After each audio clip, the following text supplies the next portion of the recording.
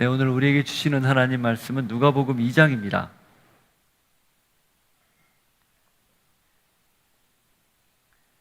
누가복음 2장 25절부터 38절까지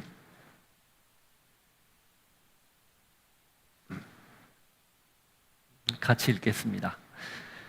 예루살렘에 시므온이라 하는 사람이 있으니 이 사람은 의롭고 경건하여 이스라엘의 위로를 기다리는 자라. 성령이 그 위에 계시더라.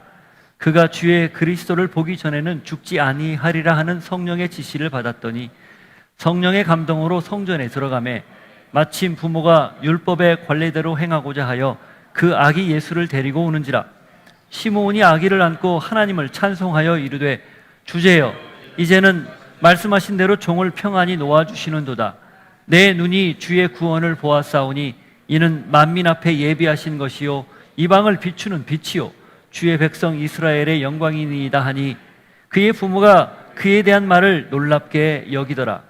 시므온이 그들에게 축복하고 그의 어머니 마리아에게 말하여 이르되 보라 이는 이스라엘 중 많은 사람을 배하거나 흥하게 하며 비방을 받는 표적이 되기 위하여 세움을 받았고 또 칼이 내 마음을 찌르듯 하리니 이는 여러 사람의 마음의 생각을 드러내려 함이니라 하더라.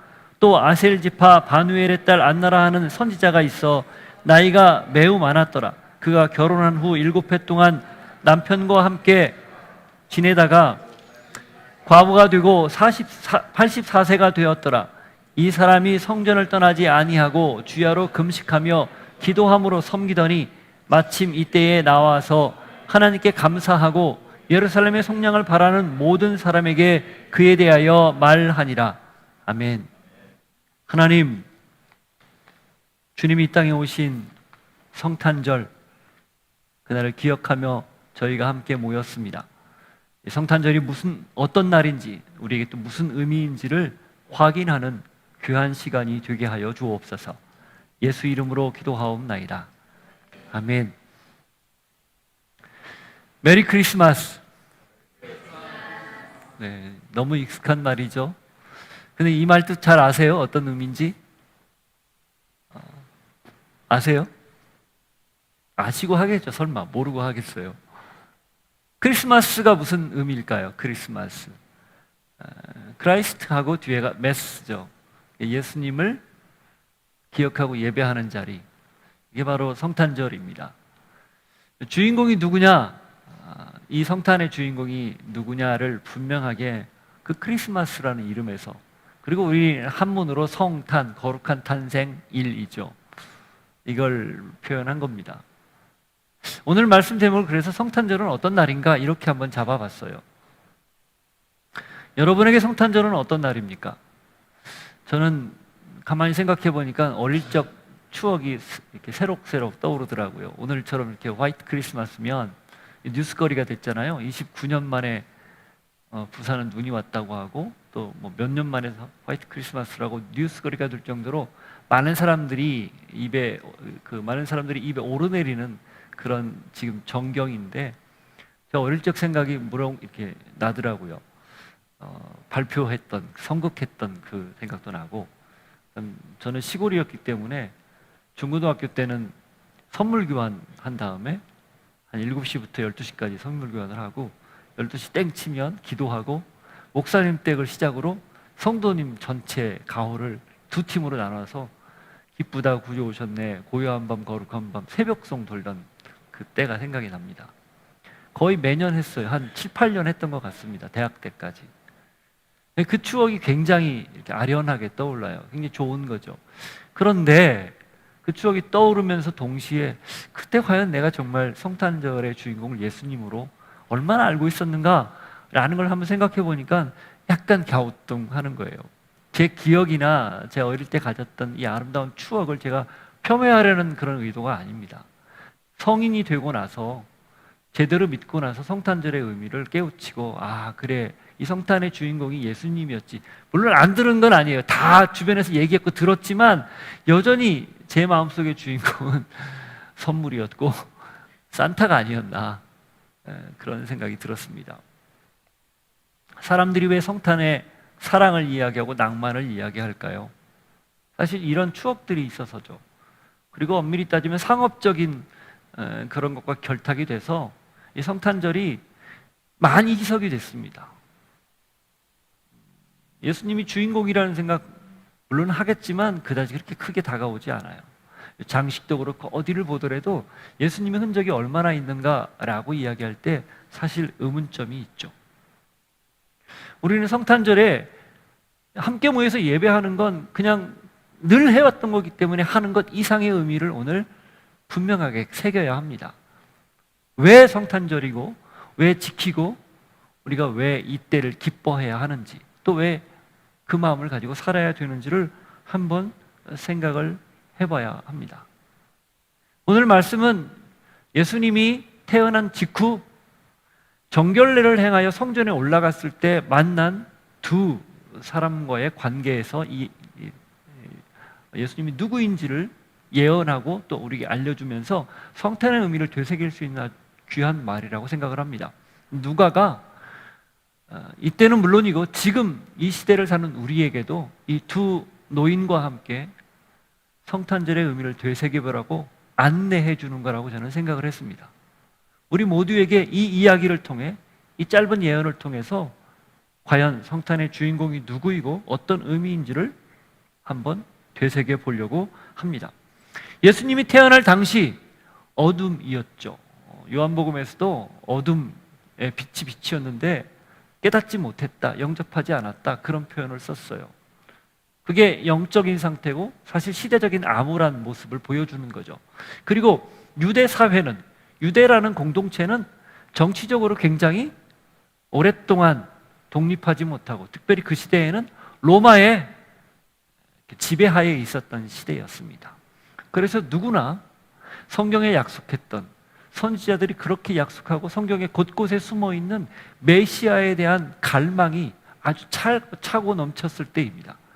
쉽게 말하면 메시아 대망론, 그게 팽배해 있었던 그런 시기였습니다. 메시아, 구원자죠.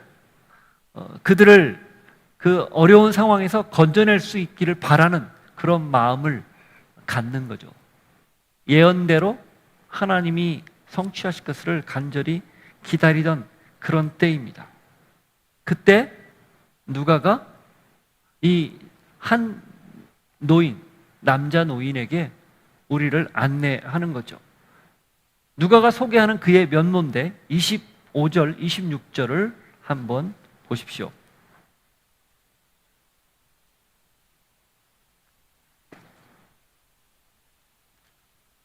(25절) (26절) 예루살렘에 시므온이라 하는 사람이 있으니 이 사람은 의롭고 경건하여 이스라엘의 위로를 기다리는 자라.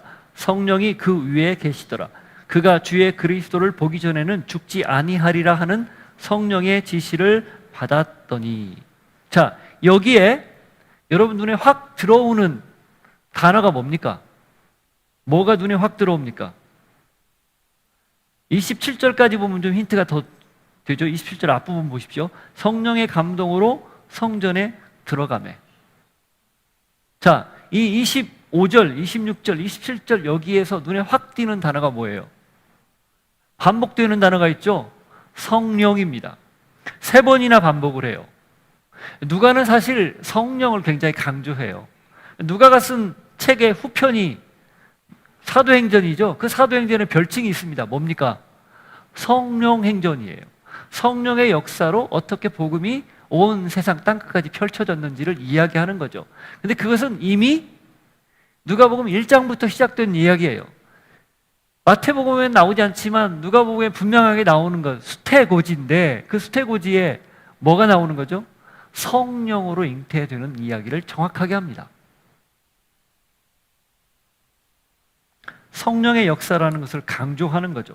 이 시므온, 성령의 사람이었습니다. 한마디로 말하면 그는 성령에 붙들린 사람, 그리고 성령에 붙들렸기 때문에 위로를 기다리고, 이스라엘의 위로를 기다리고, 회복이죠. 해방이죠. 그리고 하나님이 그와 함께 하셔서 의롭고 경건한 사람이다 하는 그런 평가를 받은 사람이 됐다라는 겁니다. 그리고 핵심은 메시아가 오기 전까지는 그 구원자가 오기 전까지는 결코 죽지 않을 것이라는 그런 말씀도 들었다는 거예요. 성령은 성경 전체를 관통합니다. 우리가 흔히 오순절 성령 사건 이후에 성령의 역사가 아주 현저하게 나타난 걸로 보여서 실제로 나타났죠. 그렇기 때문에 성령은 그 위에 아주 본격적으로 역사했다라고 그렇게들 생각하는데 아니라는 거예요. 태초의 창조 때부터 삼위 하나님, 성령 하나님이 아주 깊이 이 창조에 관여합니다.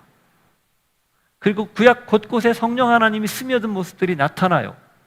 그리고 그 결정체가 뭐예요? 성령으로 잉태된 예수님이에요. 그러니까 성령은 한마디로 말하면 성경 전체에서 끊임없이 우리에게 강조하고, 특별히 신약 오순절 성령 강림 사건 이후에는 그게 각 사람 위에 임한다라고 이야기하는 거죠.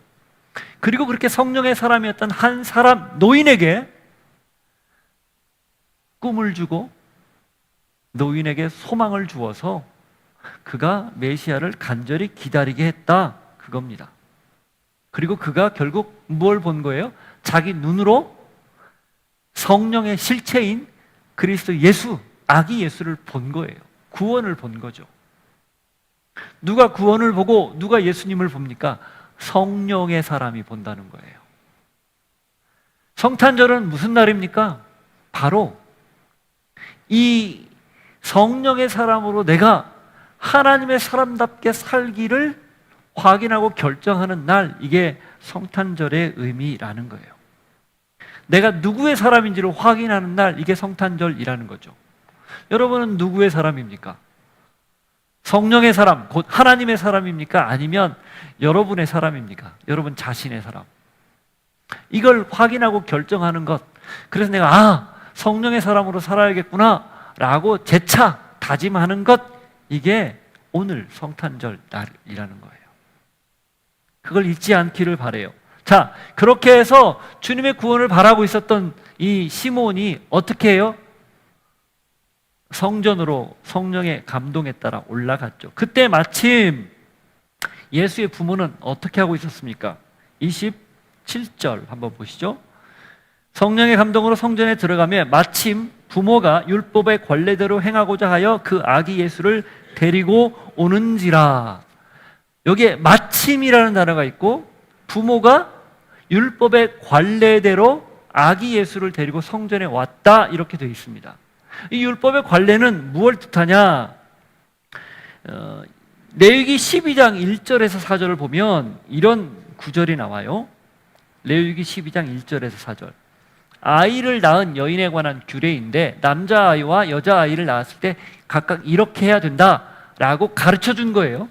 그 내용의 1절에 4절이 사내아이가 태어났을 때 이렇게 하라는 거 표현하는데, 여호와께서 모세에게 말씀하여 이르시되 이스라엘 자손에게 말하여 이르라. 여인이 임신하여 남자를 낳으면 그는 이레 동안 부정하리니 곧 월경할 때와 같이 부정할 것이며, 여덟째 날에는 그 아이의 포피를 벨 것이요, 그 여인은 아직도 33일을 지나야 사녀리 깨끗하리니 정결하게 되는 기한이 차기 전에는 성물을 만지지도 말며 성소에 들어가지도 말 것이며, 이렇게 돼 있어요. 도합 40일 동안, 출산 후 40일 동안은 성전이나 성물 근처에 가까이 가지 마라. 그 말은 그 기한이 차면 정결례를 행하고 이제 자유롭게 행동해도 된다, 그 말이에요. 따라서 주의 모친 마리아가 요셉과 함께 지금 성전에 올라온 때는 예수님 출생 후 40일 정도 때라고 봅니다. 그냥 우리가 자연스럽게.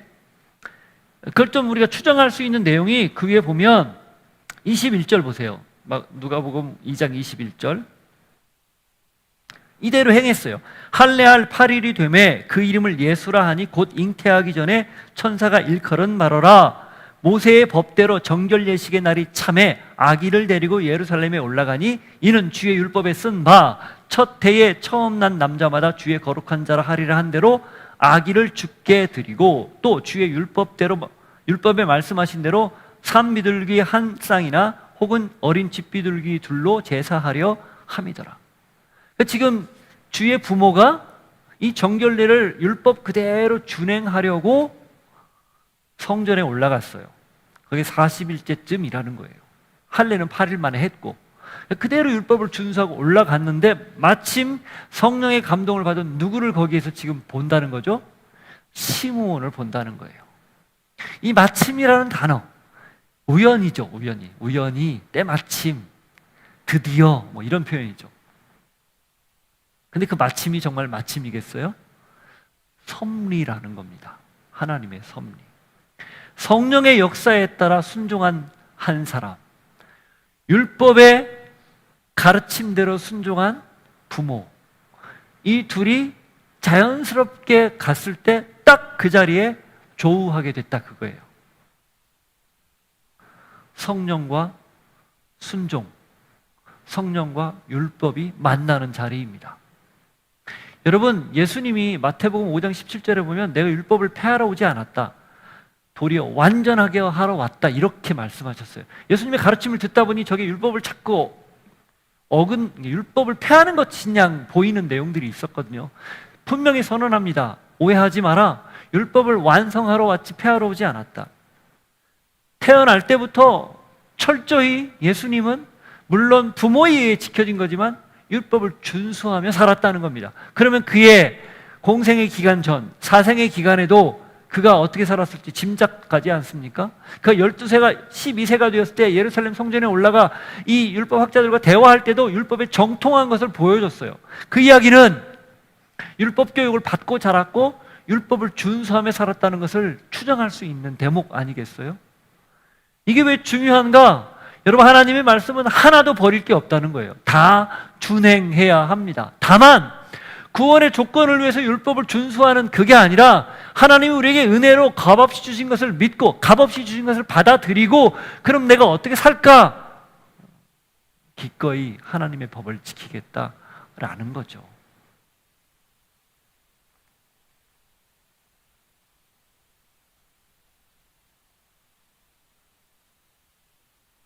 성탄절은 무슨 날일까요? 순종을 배우는 날입니다. 이 시므온이 보여준 모습과 주의 부모가 율법에 순종하는 모습, 또 주님이 어릴 때 부모에게 순종하고 그렇게 자기가 해야 할 일들을 최선을 다해 했던 그 순종을 배우는 날, 이것이 성탄절이에요. 다른 게 아닙니다. 기쁘고 즐겁지만 동시에 하나님이 우리에게 주신 그 말씀에 좀 더 무거운 표현이라면 순명이라고 합니다. 명령에 지극히 당연하게 순종하고 따라가는 것. 그게 우리의 운명이에요. 운명. 너무 심각하신데 그 순종 배울 수 있는 여러분 되기를 바라요. 자, 그렇게 고대하던 메시아를 만났어요. 자, 그러자 이 시므온이 어떻게 합니까? 28절 보십시오. 시므온이 아기를 안고 하나님을 찬송하여 이르되, 어떻게 했어요? 찬송했다는 거예요. 자, 성탄절은 무슨 날이라고요? 찬양하는 날이에요.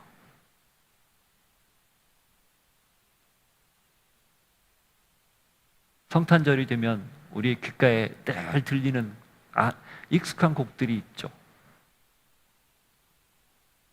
그런 곡 중에 이 예수님을 찬양하는 노래도 있지만 그렇지 않은 것도 많아요. 우리가 무분별하게 사실은 부르고 따라하죠. 뭐 괜찮아요. 그런데 그리스도인이기 때문에, 신앙인이기 때문에 우리는 무엇을 노래해야 될지 정확하게 알고 해야 된다, 그겁니다.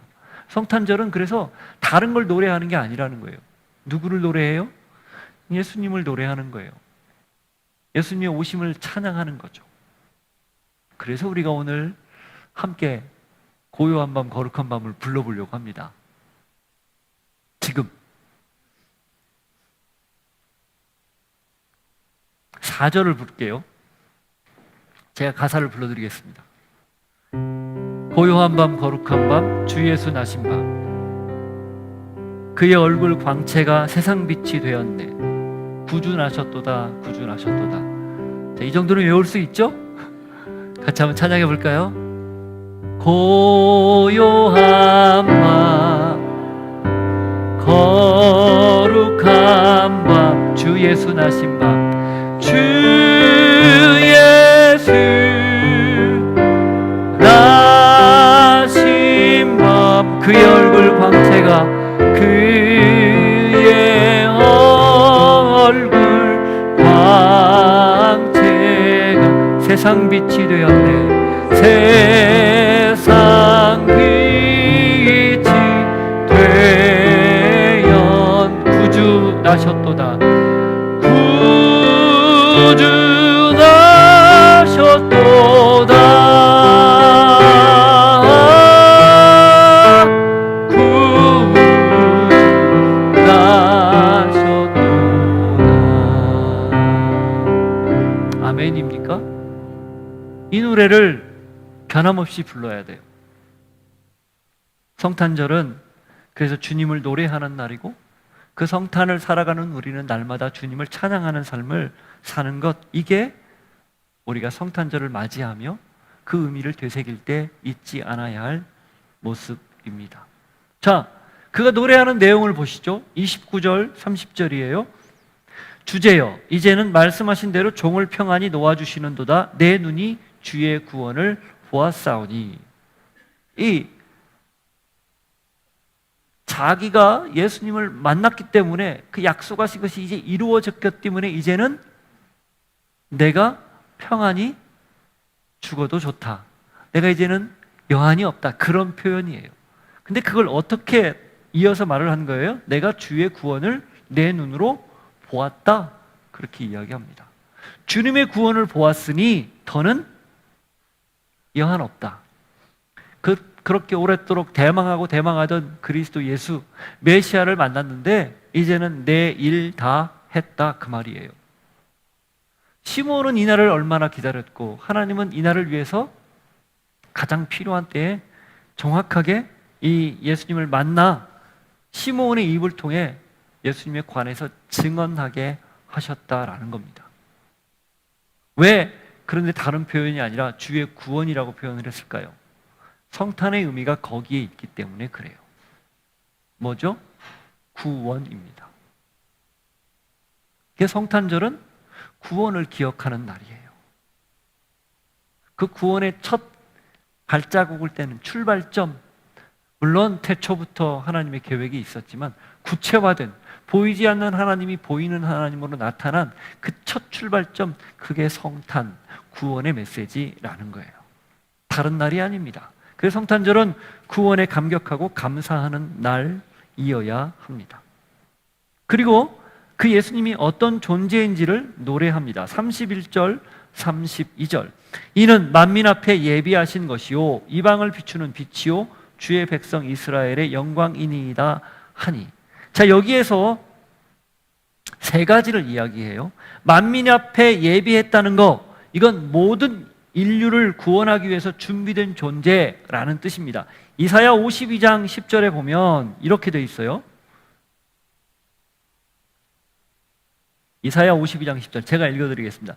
여호와께서 열방의 목전에서 그의 거룩한 팔을 나타내셨으므로 땅끝까지도 모두 우리 하나님의 구원을 보았도다. 요 말씀 그대로 그러기 위해서 지금 예수님이 오셨다라는 걸 시므온이 밝히고 있는 거예요. 자, 그 다음 두 번째 나오는 내용이죠. 거기 보면 이방을 비추는 빛, 이게 그 다음 두 번째죠. 이건 이사야 49장 6절입니다. 그 말씀이 성취되었다라는 거예요. 49장 6절. 그가 이르시되 내가 나의 종이 되어 야곱의 지파들을 일으키며 이스라엘 중에 보존된 자를 돌아오게 할 것은 매우 쉬운 일이라. 내가 또 너를 이방의 빛으로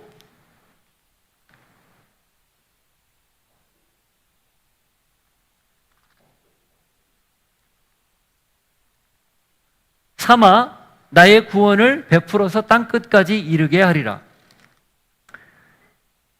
예수님이 곧 이방의 빛이라는 걸 확인하는, 그 예언의 말씀이 그대로 이루어졌다는 것을 그대로 확인하는 그런 표현이에요. 그리고 세 번째, 주의 백성 이스라엘의 영광, 이건 곧 그가 메시아라는 뜻입니다. 이게 시므온의 입에서, 찬양하던 그의 입에서 나온 예수님에 관한 선언이에요. 한마디로 말하면 구원자, 메시아다, 그리스도다, 이런 표현이죠. 다시 말하면 주인공이 그리스도 예수다라는 것을 알려주는 그런 메시지입니다. 예수 외에 다른 게 없어요. 지금 예수만 이야기합니다. 예수님이 누구다라는 사실만 반복해서 이야기해요. 철저히 예수님 중심으로 지금 말을 하는 거죠. 성탄절은 어떤 날인가? 예수님이 어떤 분이라는 것을 선언하는 날이에요. 뒤에 가면 안나도 그렇게 얘기하지만 그렇게 고백하고 선포하는 날입니다. 철저히 예수가 중심인 날, 예수님이 주인공인 날입니다. 여러분에게 이 시므온과 같은 동일한 고백이 있기를 도전하고 축복합니다. 자, 요셉과 마리아는 이 말을 기이하게 놀랍게 여기죠. 33절, 그의 부모가 그에 대한 말들을 놀랍게 여기더라. 이미 자기들 안에 일어난 지난 10달 넘는 그 시간들이 너무 놀라운 그런 상황이었어요. 마리아는 수태고지를 받고 임신했고, 정혼한 여자가 갑자기 임신한 사실을 듣고 요셉은 얼마나 큰 충격에 빠졌겠어요. 근데 요셉이 천사의 계시를 듣고 그걸 받아들이지 않습니까? 그의 삶에, 평범했던 그들의 삶에 완전히 새로운, 전혀 다른 길이 열리는, 그래서 굉장히 복잡하고 난감했지만 순종하고 받아들였던 바로 그런 과거, 그런 지난 시간이 있었는데, 정결례를 행하러 갔더니 이런 말까지 들었어요. 그러니 놀랍게 여길 수밖에 없는 거죠.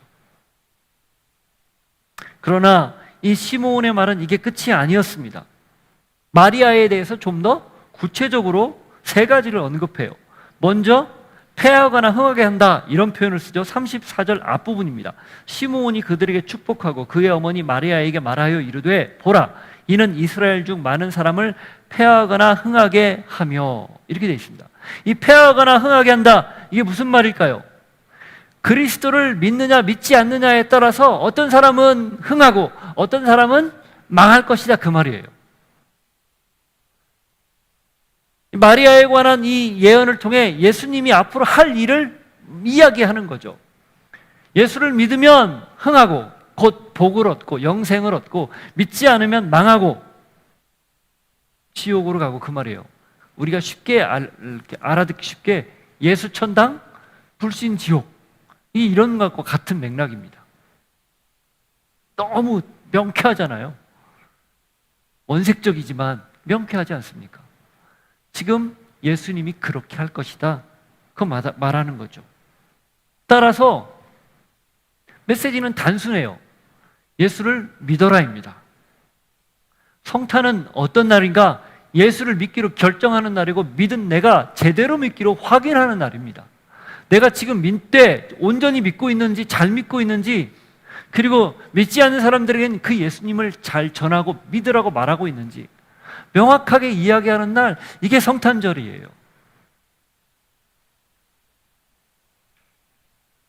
단도직 묻는 거죠. 예수님 믿습니까?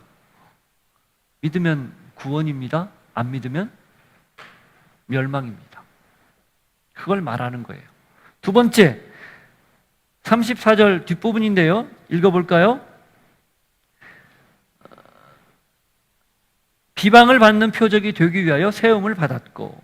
자, 비방을 받는 표적이 되어 세움을 받았다, 이 말은 무슨 뜻일까? 고난받는 종이 된다. 곧 십자가를 통해서 그를 받아들이지 않는 사람들에게 비방거리가 될 것이다, 그 말입니다. 십자가를 이야기하는 거예요. 이 십자가는 뭐죠? 유대인들에게는 꺼리는 것이었고, 그리고 헬라인들에게는 미련하는 것처럼 보이는 게 십자가였어요. 저희가 요한복음을 이렇게 묵상하면서 얼마 전에 십자가에 관한 설교를 했는데, 너무 그 십자가형 자체가 극악무도한, 인간이 눈을 뜨고 차마 볼 수 없는 처참한 모습이었기 때문에 유대인들은 그것을 아주 꺼려했어요. 그리고 나무에 달린 자마다 저주를 받았다라는 그 율법의 조항 때문에 나무에 달린 자, 십자가에 달린 자는 하나님의 저주를 받아서 죽었다라고 여겨서 아무런 득이, 아무런 도움이 되지 않는, 적어도 유대인들에겐 그랬어요. 헬라인들에겐 그게 너무 모욕적인 일이고 너무 미련하고 너무 말도 안 되는. 그래서 그 로마의 한 통치자는, 그리고 한 어떤 역사 기록자는 십자가를 입에도 떠올리지 마라, 기록도 하지 마라, 말에 담지도 마라, 이런 표현까지 했거든요. 그렇지만 하나님은 이 미련하고 거리끼는 방법을 통해서 당신의 지혜와 능력을 보여주셨습니다. 고린도전서 1장을 가보시면 이게 분명하게 바울을 통해서 우리에게 전해지죠. 23절. 우리는 십자가에 못 박힌 그리스도를 전하니 유대인에게는 거리끼는 것이요 이방인에게는 미련한 것이로되. 그렇죠? 그렇게 그렇게 그때 바울이 보고 이 서신서를 쓸 때도 그렇게 사람들이 생각했죠. 그런데 그 다음 반전이 일어납니다. 24절. 오직 부르심을 받은 자들에게는 유대인이나 헬라인이나 그리스도는 하나님의 능력이요 하나님의 지혜니라. 이 십자가, 비방을 받은 비방거리가 될 거라는 그 십자가가 하나님의 방법이고 하나님의 능력이고 하나님의 지혜다라는 것을 지금 시므온이 그의 입술을 통해 알려주고 있는 거예요. 그렇게 예언하는 거죠. 자, 성탄절은 그러면 어떤 날입니까? 하나님이 스스로를 제한하고 인간의 몸 안에 들어왔다가 가장 연약한 모습으로 이 땅에 태어난 날이에요. 그렇죠? 그리고 아무도 환영하지 않았던 출생일이에요. 오죽하면 마구간에서 말 밥통 위에 예수님을 낳아서 누였을까요? 아무도 그를 웰컴하지 않았습니다. 동방의 박사들과 목자들만 환영했죠. 그렇지만 그렇게 미련해 보이는 방법을 통해 가장 큰 능력, 하나님의 능력 중의 능력은 당신을 제한하고 한 인간의 몸에 들어온 거예요. 그리고 연약한 아기의 몸으로 태어난 거예요. 여러분, 절대자, 초월자, 능력자가 스스로를 제한하고 그렇게 자기 자신을 가둬버린 것, 이게 능력 아닙니까? 그 능력을 마음껏 펼치고 칼자루를 쥐었으니 칼을 마음껏 휘두르는 게 능력이 아니라 그 칼을 다시 칼집에 꽂는 게 능력이라는 거예요. 스스로 연약해지는 것, 스스로 낮아지는 것, 그게 능력이라는 거예요. 그래서 십자가가 능력인 거예요. 성탄절은 그 하나님의 능력을 기억하는 날이에요. 그게 하나님의 지혜라는 것을 알고 인정하는 날이에요. 그 서막이 열리고 있다는 것을 아멘하고 감사하며 받아들이는 날입니다. 다른 날이 아니라.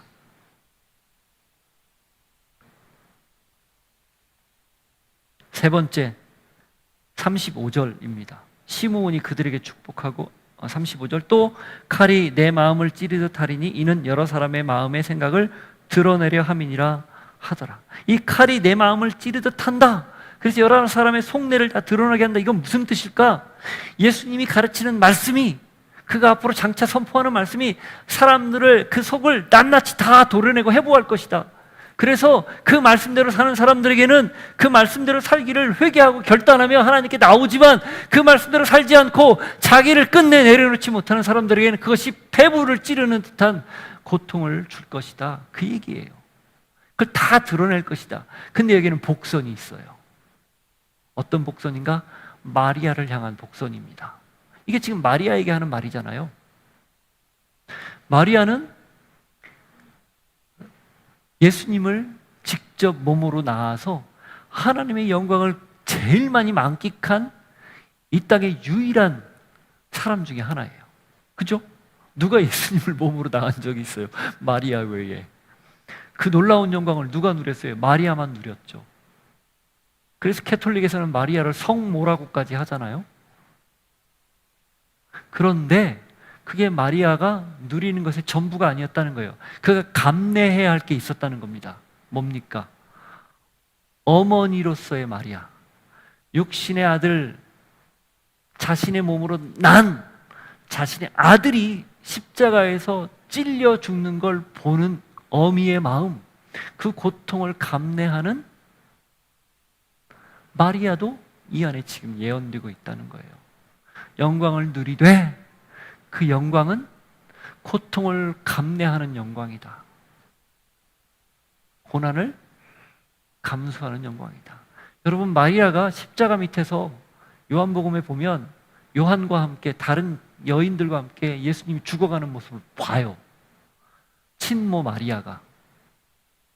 여러분 자식을 낳아보면 알겠지만 자기 자식이 형틀에 매달려 죽어가면 그 죽어가는 죄목이 뭐예요?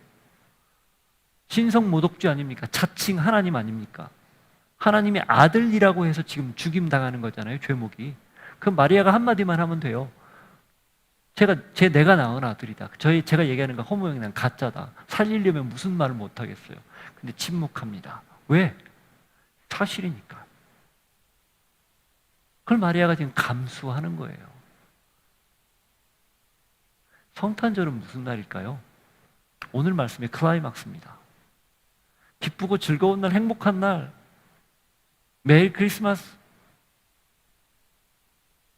그 이면에 하나님의 깊은 고난과 고통이 잠겨 있는 날입니다. 성탄은 그래서 우리에게 기쁨과 환희로 다가오지만 동시에 이 신앙을 위해 감내하고 감수하고 지켜내야 할 나의 몫이 있다는 것을 확인하고 마리아가 그걸 받아들이고 끝까지 자기 길을 갔듯 우리도 그 길을 가기로 결정하는 날, 이게 성탄절이에요. 예수님의 고난이 그 이미 출생에 묻어나 있다는 거예요. 그러니 그 고난을 동시에 나도 받아들이고 내 신앙을 유지하고 지키기 위해서 타협하지 않고 이 세태의 흐름과 동조하지 않고, 그 흐름에 동조하지 않고 하나님이 주신 그 사명 따라 가기로 결정하는 날, 변함없이 나에게 주어진 날 가기로 하는 날, 그게 성탄절입니다. 그걸 꼭 기억하십시오. 그걸 놓치면 그냥 이리 휩쓸리고 저리 휩쓸리고 흥청망청 낭만이다 하면서 그냥 사는 거예요. 우리의 생은 그러기에 너무 아깝습니다. 그러기에는 예수님이 너무 고귀한 걸 주셨어요. 하나님 우리에게 너무 큰 선물을 주셨어요. 그 선물이 내 안에 있기에 그걸 간직하고 더불어 살아가기로 결정하는 것, 이게 성탄 의미입니다. 아멘입니까? 자, 그렇게 해서 시므온의 예언이 끝나요. 그런데 성경은 그걸로 멈추지 않고 한 사람을 더 소개합니다. 그게 안나입니다. 36절. 또 아셀지파 바누엘의 딸 안나라 하는 선지자가 있어 나이가 매우 많았더라. 그가 결혼한 후 7해 동안 남편과 함께 살다가 과부가 되고 84세가 되었더라. 이 사람이 성전을 떠나지 아니하고 주야로 금식하며 기도함으로 섬기더니, 안나에 대해 소개합니다. 결혼을 했어요. 그리고 7년간 같이 살다가 홀로 되었습니다. 그리고 84세가 됐어요. 이 84세가 결혼 후에 84년을 살았다는 거. 남편이 죽고 84년을 살았다는 건지 아니 수명이 84세인지 사실은 명확하지 않아요. 어쨌든 긴 시간이에요. 따져보니까 12 곱하기 7이 84더라고요. 맞나요? 8이 12 곱하기 8이 38에 24. 그렇죠. 이게 오묘한 숫자예요. 어쨌든 또 숫자에 너무 연연하지 마시고 153마리 어저께 나왔는데 그게 너무 막 몰입하지 마세요. 그냥 고기 많다 그 뜻이거든요. 또 84세 많이 혼자 살았는데 혼자 살면서 어떻게 살았다는 게 더 중요한 거예요. 성전을 안 떠나고 금식하며 기도하며 날마다 섬겼다는 게 중요한 거예요. 시므온이 그랬듯 이 안나도 평생 하나님 앞에 자신을 헌신하면서 뭘 기다린 걸까요? 주님의 구원을 기다린 거예요. 주의 구원을 대망한 거예요. 그러자 어떻게 된 겁니까? 38절. 마침 이때에 나와서 하나님께 감사하고 예루살렘의 속량을 바라는 모든 사람에게 그에 대하여 말하니라.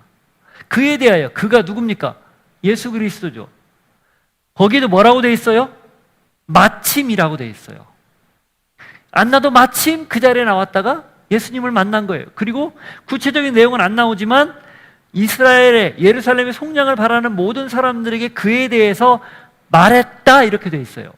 율법은 최소 2명 이상의 증인이 있어야 그 그 증거에 신빙성이 있습니다. 그게 신명기에 나오고 예수님도 마태복음 18장에서 말씀하셨어요. 적어도 2명 이상이 같은 말을 해야 그 증언이 효력이 있어요. 누가가 이걸 알고 하나님의 기가 막힌 섭리를 보고 시므온과 안나, 시안이죠. 시므온과 안나를 딱 내세워서 예수가 메시아다라는 사실을 말하고 있는 거예요. 마지막 메시지, 성탄은 어떤 날인가? 예수님이 그리스도라는 사실을 말하는 날입니다.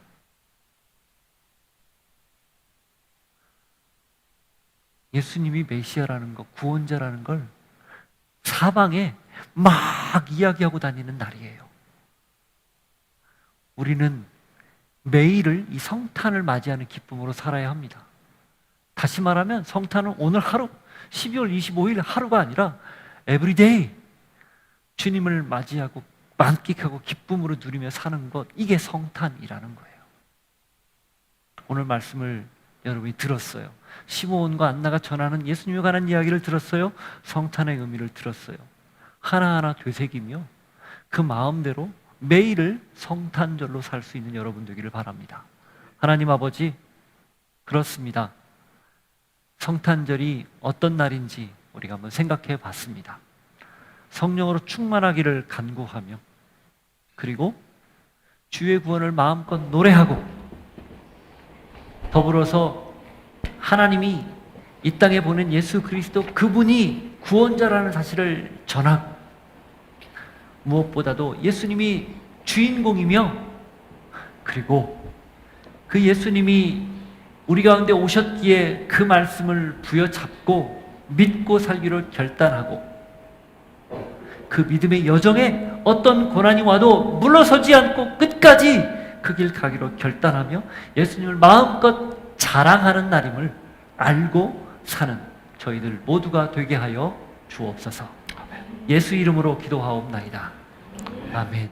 지금은 우리 구주 예수 그리스도의 은혜와 하나님 아버지의 사랑과 성령님의 교통하심이 성탄의 의미를 되새기며 이 성탄절 예수님을 전하고 증거하고 찬양하는 자로 살기를 소망합니다.